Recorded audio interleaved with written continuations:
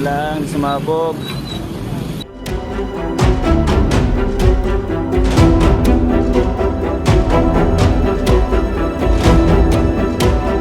Ma'am, pakikwento po, Ma'am Rosalina, yung nangyari po nung araw po na yan. Nung kapapasok na namin, bago lang po kami nagbubukas, pinasok po ng asawa ko yung sasakyan namin na nandun po yung mga gamit. Tapos pinapaalis ko yung asawa ko para maligo na kasi magkakape. Maya-maya po, paglingon ko sa sasakyan ko kasi meron akong ipapasok doon na nakatakip doon sa may butas.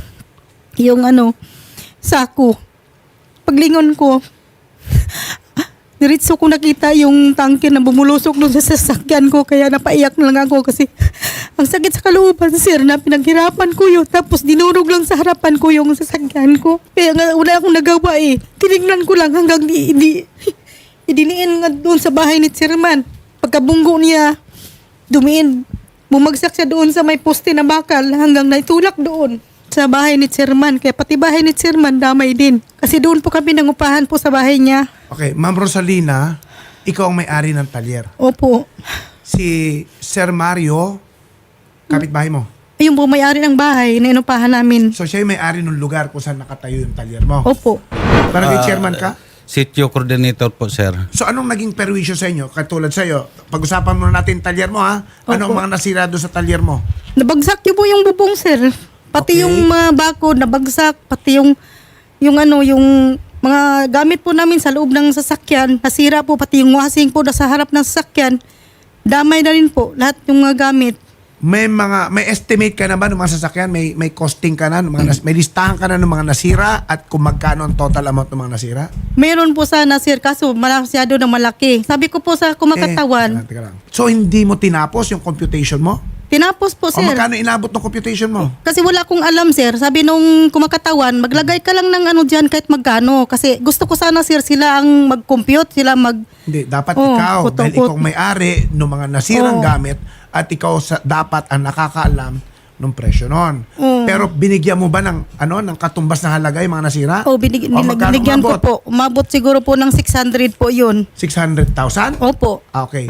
Sir Mario, anong mga na-damage sa iyo at magkano umabot? Ang damage pong upuan at saka Durabox at saka cellphone ng anak ko at saka yung bahay ko, moabot lang 54,800. Okay. Ma'am, Rosalina, balik tayo sa iyo. Ba't umabot ka 600,000? Ano pa yung mga nasirang mahalaga doon? Yun po yung yung washing, tapos yung amplifier at saka yung equalizer po ng asawa ko na dala-dala po namin tuwing umuwi kami sa bundok. Kasi hindi namin pwedeng iwan Walang doon. nasira sa sasakyan? Sira po yung sasakyan, durog po. So may kasama sa sasakyan na nasira? Oo, kasi nasa loob po yun. Kasi parang ang laki ng 600,000. Kaya pala umabot ng 600,000 dahil may mga nasira sa sasakyan. Opo. Okay. Paano ba't mangyayari? Paatras, mabilis na pag-atras niya? Opo, kasi pahon po siya kunti doon sa daunahan. Namatayan po siya ng makina, kaya di niya makontrol. Kaya bumulusok po okay. siya doon sa loob ng namin. Okay. O nasan yung driver niyan? Sasakyan na yan? Nandoon po siya sa loob, matagal po siya bumaba. Nakasuhan ba yung driver ng sasakyan na yan? On Hindi the po spot? kasi nakipag-ariglo po kami. Kasi sabi nila, babayaran daw nila lahat ng na-damage. So hindi na umabot sa pulis ito? Umabot po sa pulis. Ano nangyari pagdating sa pulis? Gumawa po siya ng kasulatan po, kasunduan na babayaran daw ng lahat. Kasama po yung pumirma, yung kumakatawan ng kumpanya. Ano nangyari doon sa kasundo Kasi na yun? mayroon daw silang insurance na sasalo sa obligasyon. Ngayon po, inaantay po namin. Umabot po ng 3 months bago po namin nalaman na na-deny po yung claim namin. Dahil po, yung tanker po, may nilabag po doon sa policy nila na bawal po daw itakbo ng ganun kalayo na puno.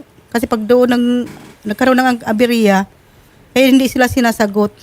Presensyo, Opo. ako mas interesado ako dito sa ano ang posisyon ng kumpanya ninyo, yung registered owner o yung employer mo regarding sa aksidenteng ito. Dahil I'm sure wala ka naman pambayad sa 600,000 at 54,000 na danyos na naging sanhi ng aksidenteng ito. Opo. Ano sinasabi ng iyong amo, ng employer mo? Pa. Anong No, sabi po kasi yung insurance daw po, sir, yung insurance. O nga, pero kung yan ay walang makle-claim sa insurance, ang magbabayad dyan ay yung employer mo o yung registered Opo. owner ng negosyo. So, lumalabas kasi ata dito, yung insurance claim ninyo ay na-deny. Okay? So hindi natin pwedeng panghawakan yung salita ng iyong employer na yung insurance ang magbabayad ng mga danyos dito. Okay? Opo. So ano ang huling salita ng iyong employer tungkol dito? Sabi po, babayaran daw po nun eh. Nasaan na ba yung truck? Yung truck po, nandun na po sa garahe. Okay, kasi ito, Crescencio, kung tutusin mo, nung mangyari aksidente ito, dapat ikinulong ka muna. Kukulong ka at i-impound yung truck. Opo. Okay? Opo, nakakulong po din kami nun eh. O nga, pero hindi ka na na-inquest hindi ka na tinuluyan ng kasuhan, di ba? Dahil nagkaroon Opo, supposedly kasi po ng kasunduan. Opo, kasunduan po. Nagkaroon po ng kasunduan. O pero lumalabas, hindi naman natutupad yung kasunduan o hindi na matutupad. Gawa nga ng yung claim sa insurance ay dininay na. Pero kasi po, sir, yung kotse po, nabayaran po eh. Kaya po, ang alam mo, nabayaran ng lahat eh. Meron ba silang Opo. nabayaran? Nabayaran po nila yung isang na-damage nila kasi ang kwento nung asawa nung may-ari, pinuntahan po ng mga tropang pulis sa asawa niya Okay. doon sa So kumpanya. magkano pa ang hinahabol mong danyos sa kanila Crescencio, sa kumpanya niya? Yun po, lahat po ng na-damage Yung po. buong doon sa- 600,000? Opo. Crescencio, yung buong 600,000 na yun, hindi kasama doon yung cost ng sasakyan na nabayaran. No, in-estimate po nung ano yun eh. Hindi, wala po ba daw pinayaran, sir, kahit po magkano? Wala Wala po. pa daw. Wala talaga. Eh, sabi ko naman po sa kanila, no, pwede naman silang pumunta doon sa garahe nga po eh. Nagpunta na po kami. Walang nangyari. Oh. Crescencio. Doon po sa garahe, ma'am, sa garahe? Nagpunta kami doon mismo sa Shell, doon mismo sa kumpanya. Opo, ano po Si sabi? Ma'am Marites lang humarap sa amin. Sabi, asikasuhin nila, sila daw ang bahala mag-aayos doon sa ano namin, magsasagot. Opo. Ngayon Yun nga po, alam ko nga po, inaskaso nila eh. Kaya, hanggang ano lang po sila, salita eh. Inabot na ng 5 buwan yung ano namin na hindi kami makapaghanap buhay ng maayos dahil bumagsak yung ano namin, talyer, nandun yung sasakyan namin, hindi makuha-kuha, nakabalandra. Paano kami makapaghanap buhay ng maayos? Crescencio, sir, ganito, tandaan mo ha. Pag hindi na areglo ito, pwede namin buhayin yung kaso laban sa'yo. At papaparibok namin yung lisensya mo, mawawalan ka na ng hanap buhay. wala Okay? po sila akong magagawa. Eh, larawan po ako pambayad. Eh, alam ko po, binayaran eh. Hindi. Ang sinasabi ko sa'yo is kausapin mo yung amo mo na bayaran kung ano man yung dapat bayaran kasi lumalabas dito na yung aksidente ay sanhi ng pagkaka-atras ng sasakyan eh. No? Opo. Na ano ba nangyari, Crescencio? Ba't nangyari itong aksidenteng ito? Ano po yun? Mechanical error po yun. So kaya nga, so merong negligence sa pagme-maintain ng mga sasakyan ninyo. Kaya yan ay pwedeng ipataw sa yung employer. Okay po. Malinaw dito, hindi maklaim sa insurance eh. Ang alam ko nga po, sir, na nabayaran eh. Kaya ang alam ko po nga, nagkaayos na sila kasi yung ulit tawag po sa anong safety officer namin eh. Alas antipolo nga daw po siya, inaayos nga daw po yung accident doon eh. Ma'am Rosalina, kailan kayo ulit nagpunta sa opisina nila? Siguro, sir, mga November siguro yun. November pa? Oh, November. Anong sabi? Yun nga daw, pupuntahan daw. Sila na daw bahala magsasagot sa na-damage nila. Pero pumunta po yung ano doon, yung kumakatawan ng kumpanya, tinitingnan lang yung sasakyan ko. Sabi ko, kung iayusin pa ninyo yan, tapos sabihin ninyo na kayo nang bahala mag-ayos lahat. Sabi ko, hulin na kasi gusto namin may magamit na kami. Ilang buwan na kaming natutulog dito sa loob ng sasakyan namin dahil nahirapan kaming umuwi. Sabi ko, gusto ko palitan. Ngayon, sinabi kong palitan, hindi pa rin sila sumasagot. Kaya nag-decide na ako, bayaran na lang. Pati yung abala nila sa amin. Hindi kami makapaghanap buhay ng maayos dahil halos kalahati na lang ang space doon sa shop namin. Tricycle na lang ang makakapasok. Kailan ma'am nangyari aksidente ito? August 29. August 29? 2023. Last year, ito yun. Last year. 5 buwan na po nung 29. Kahapon. Sige, ganito lang gawin. Tingnan natin kung marirevive pa natin yung criminal case ha. Opo. Kasi last year pa pala nangyari ang aksidenteng yan. Opo. Ang isang remedyo natin pwedeng gawin is mag-file tayo ng civil case against the registered owner sa employer. Total malino naman sa facts ng kaso na nung mangyari itong aksidenteng ito, si Crescencio na nagmamaneho ay ginagawa niya yung trabaho Opo. para sa kanyang kumpanya. Crescencio, tama ba ako na sabihin na at the time na nangyari itong aksidenteng ito, ginagawa mo yung trabaho mo bilang driver ng Gerald Transport Movers? Opo. So may liability dyan. May liability Opo. yung kanyang employer, no? Opo. So yun ang pwede nating habulin at tingnan natin kung pwede pa nating kasuhan si Crescencio dahil ang kaso niya ay reckless imprudence resulting to damage to property. Titingnan ho natin base sa amount kung yung kasong yan ay hindi pa nagpre-prescribe. No po? Kasi kung yan ay lalabas na light offense, yan ay nag-prescribe in 60 days. Ano po? So tingnan po natin yon. Kung hindi, we will file tutulungan namin kayo mag-file ng criminal case. Pero yung civil case, tingnan natin. Kaya iayos natin, Rosalina, yung mga ebidensya mo na nagpapakita na kung ano yung mga na-damage at kung anong halaga ng mga na-damage na mga gamit. At ganun din ang mangyayari kay Mario. Mario, kailangan mo din i-prepare yung mga papeles mo, ha? Kasi apparently, sa ngayon, parang kakailangan nating kasuhan yung employer at yung driver. Ha? Colonel? Yes po, magandang Colonel Ryan, Yes, lumalabas kasi dito na at the time of the investigation, nagkaroon ng settlement. Yes po, duly notarized po yan yung kanilang Okay, agreement oo. po. So, Colonel, ano ba ang policy nyo regarding sa mga settlement na ganyan? Pagka nagkaroon ng settlement, nire-release nyo talaga yung sasakyan? Wala kayong choice? Yes po, kasi wala po sila na isang pangkaso, so wala po tayong pinangnahawakan to hold or impound any item or vehicles po. No. Sige, Colonel, we will take your word for it. Ano? Pero sana, Colonel, can we retrieve the records of the investigation? Kasi Yes po.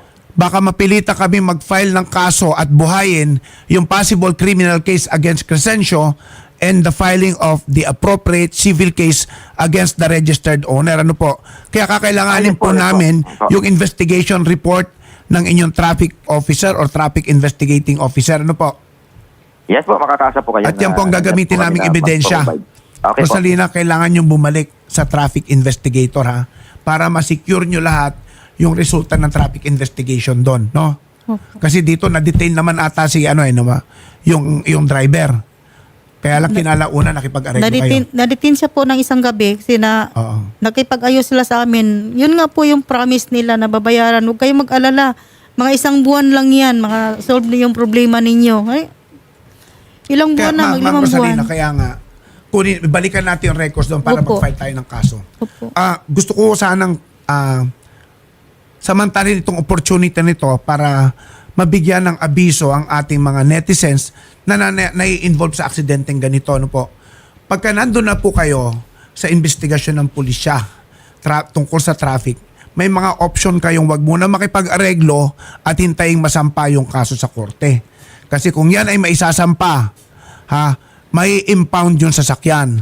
At yung pagkaka-impound ng sasakyan, yan ay nagiging pressure point or bargaining leverage ng mga naaaksidente para na sa ganon, yung pong mga may-ari o employer ay napipilitang isettle kung ano man yung dapat isettle. So wag po tayong basta-bastang nakikipag-areglo habang yung kaso ay nasa investigation level pa lang sa police.